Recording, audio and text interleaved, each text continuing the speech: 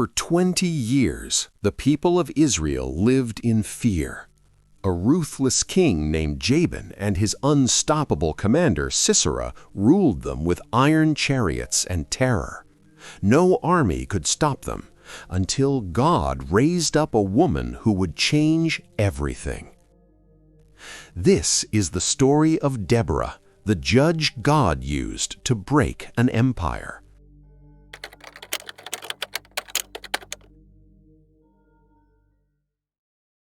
Long ago, in the land of Israel, the people had turned away from God. They had forgotten His laws and begun worshiping idols made of wood and stone.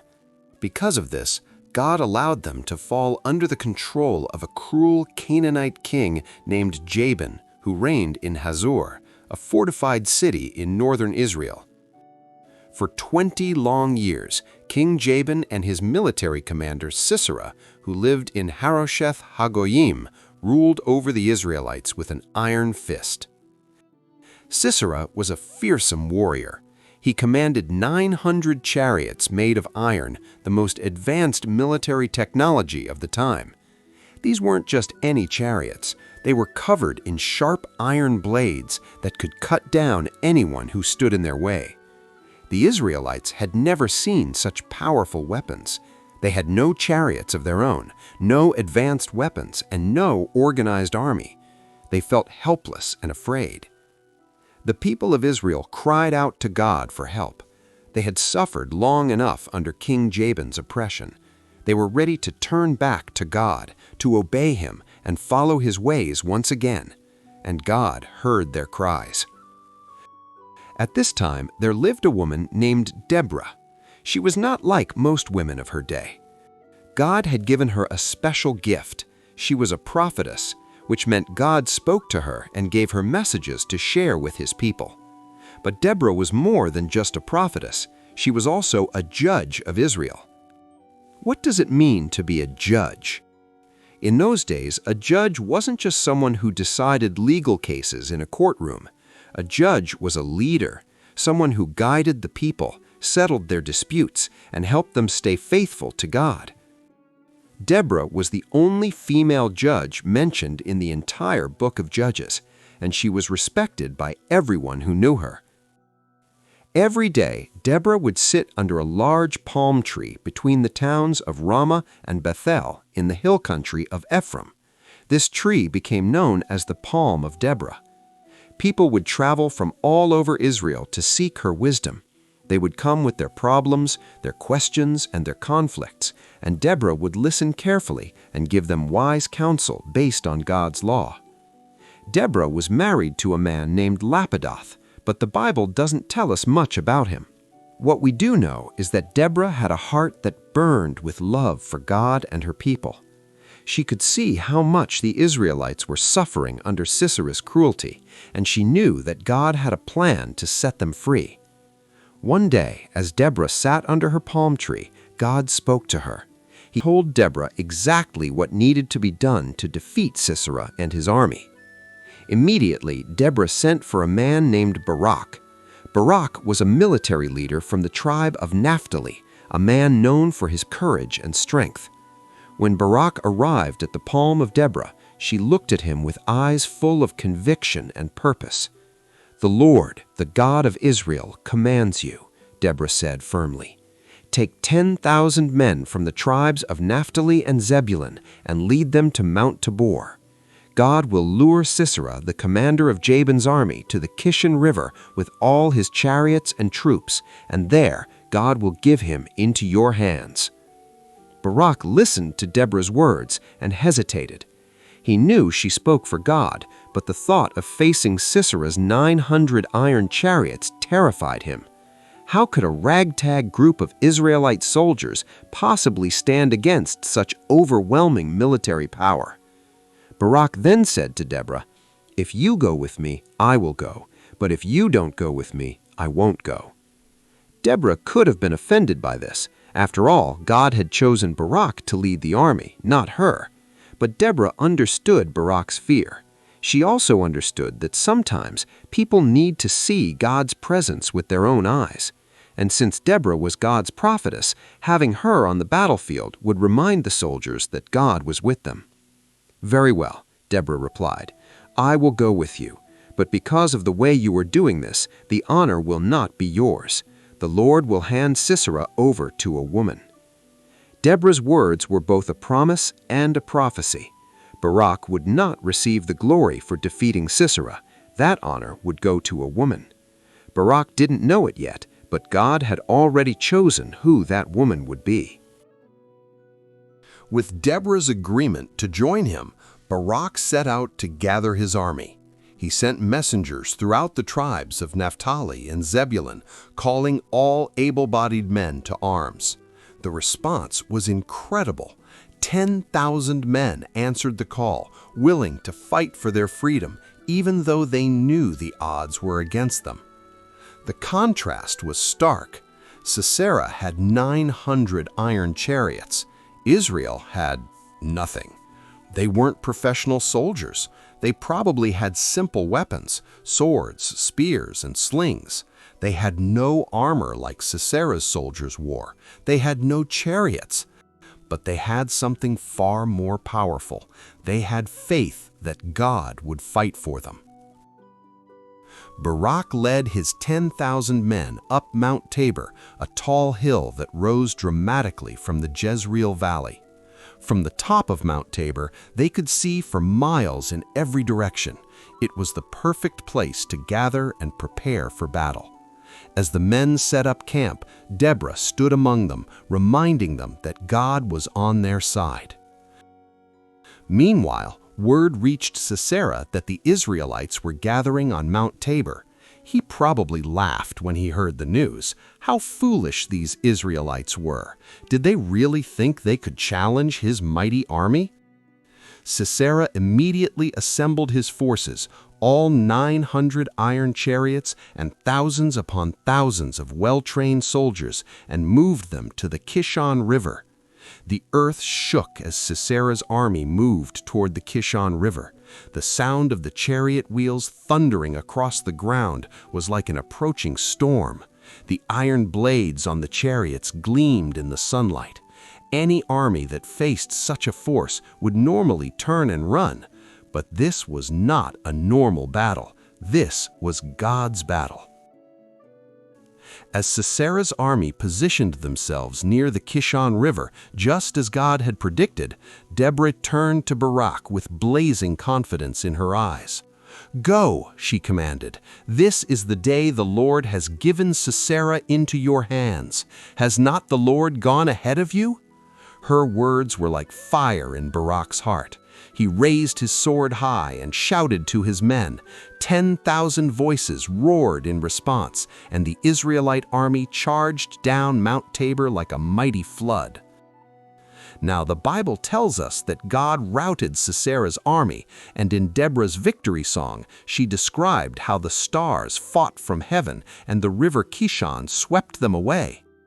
Based on these poetic descriptions, many scholars and storytellers throughout history have imagined what might have happened on that battlefield. Here's how the ancient tradition pictures this miraculous moment. As they ran towards Sisera's army, something miraculous happened. The sky, which had been clear moments before, suddenly darkened. Storm clouds rolled in from nowhere. Thunder crashed and lightning split the sky. Rain began to pour down in torrents, not gentle rain, but a violent downpour that turned the ground into thick mud. The Kishon River, which had been a small stream, suddenly began to swell. The rain fell so hard and so fast that the river overflowed its banks, flooding the valley below. Sisera's iron chariots, which had been his greatest advantage, suddenly became his greatest weakness. The wheels sank deep into the mud. The horses struggled and panicked. The chariots that had seemed so unstoppable were now completely stuck, unable to move forward or backward. God was fighting for Israel. The Israelite soldiers who were on foot could move easily through the mud. They surrounded the confused and trapped Canaanite army. Sisera's soldiers tried to fight back, but they were no match for the Israelites who fought with the strength that only comes from knowing God is on your side. What we know for certain from the Bible is this: God threw Sisera's forces into complete confusion, and the mighty commander himself had to abandon his chariot and flee on foot. The army that had terrorized Israel was destroyed. Barak and his army pursued the fleeing Canaanites all the way back to their base at Harosheth Hagoyim. Not a single enemy soldier survived. The army that had terrorized Israel for 20 years was completely destroyed in a single day. But where was Sisera?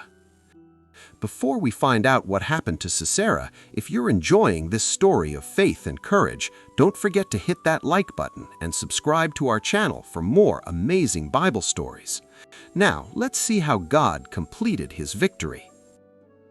While the battle raged, Sisera ran as fast as his legs could carry him. He was exhausted, terrified, and desperate to find a place to hide. As he stumbled through the countryside, he saw a tent in the distance. It was the tent of a woman named Jael. Jael was the wife of Heber the Kenite. The Kenites were a nomadic people who were distantly related to Moses' family. Heber had separated from the other Kenites and had made peace with King Jabin. Because of this alliance, Sisera thought he would be safe in Jael's tent. When Sisera approached, Jael came out to meet him. "Come in, my lord," she said warmly. "Don't be afraid." Sisera, relieved to find what he thought was a safe haven, entered the tent. Jael covered him with a blanket to hide him from anyone who might be searching for him. "I'm thirsty," Sisera gasped. "Please give me some water." Instead of water, Jael opened a skin of milk and gave him a drink. Milk was rich and filling. It would help him relax and feel secure. Sisera drank deeply, feeling his fear begin to fade. "Stand at the entrance of the tent," Sisera ordered Jael. "If anyone comes and asks if there's a man here, say no." Jael nodded obediently. Sisera, exhausted from the battle and his desperate flight, lay down. Within minutes, he fell into a deep sleep. But Jael had no intention of protecting Sisera. She knew what this man had done to Israel. She knew about the suffering he had caused, the people he had oppressed, the lives he had destroyed. And she knew that God was delivering Israel that very day.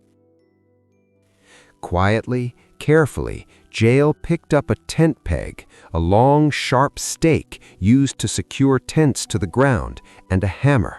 She moved silently to where Sisera lay sleeping, completely unaware of what was about to happen.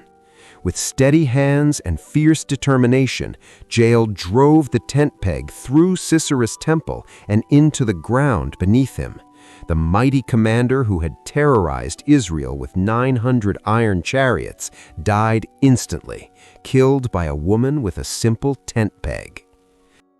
Not long after, Barak came running past Jael's tent, still searching for Sisera. Jael stepped outside and called to him, "Come, I will show you the man you're looking for." Barak entered the tent and saw Sisera lying dead with the tent peg through his temple. Deborah's prophecy had come true. The honor of defeating Sisera had not gone to Barak, it had gone to a woman, and not just any woman, but Jael, someone no one would have expected to be a hero. When word spread throughout Israel about what had happened, the people erupted in celebration. Sisera was dead. His army was destroyed. King Jabin's power was broken. For the first time in 20 years, the Israelites were free. Deborah and Barak stood together and sang a victory song, a beautiful poem that praised God for his deliverance. They sang about how God had fought for Israel, how he had sent the storm that trapped the chariots, how he had given them victory against impossible odds. In their song, they praised Jael's courage. "Most blessed of women be Jael, most blessed of tent-dwelling women." They recognized that God had used someone unexpected, a woman in her tent with a simple tool, to accomplish his purpose. The song also contained a warning and an encouragement. Deborah sang, "So may all your enemies perish, Lord, but may all who love you be like the sun when it rises in its strength." After this great victory, the land of Israel had peace for 40 years. 40 years without war, 40 years without oppression, 40 years to rebuild, to raise families, to worship God freely. All because one woman had the courage to speak God's truth, one warrior had the humility to follow God's prophet, and one unexpected hero had the bravery to act when the moment came. Deborah's story teaches us several important lessons that are still relevant today. First, God can use anyone. Deborah lived in a time when women rarely held positions of leadership, yet God chose her to be a judge and prophetess.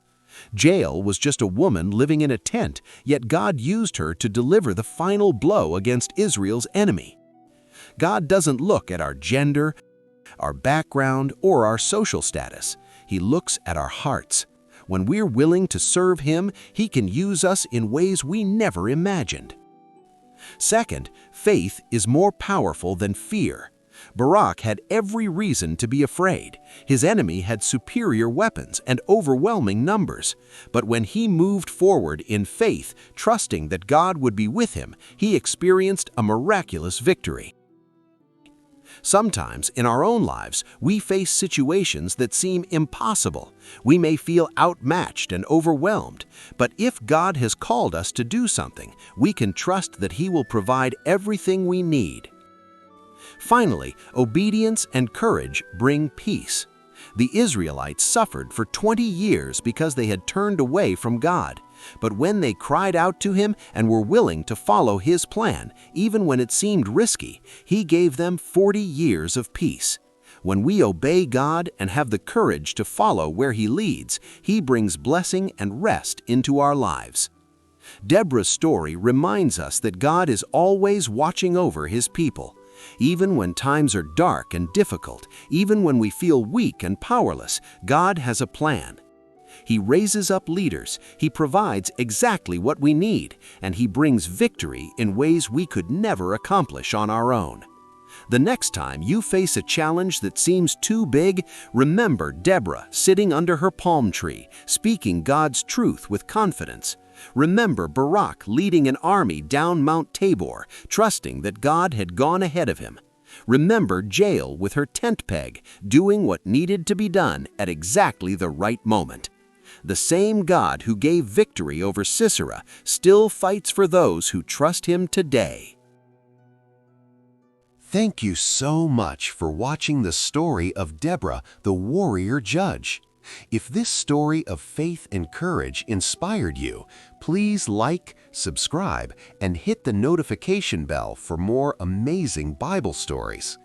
Share this video with your friends and family who need to be reminded that God can use anyone and that He fights for His people. Can you guess what our next story will be? Let me know in the comments. God bless, and I'll see you in the next story.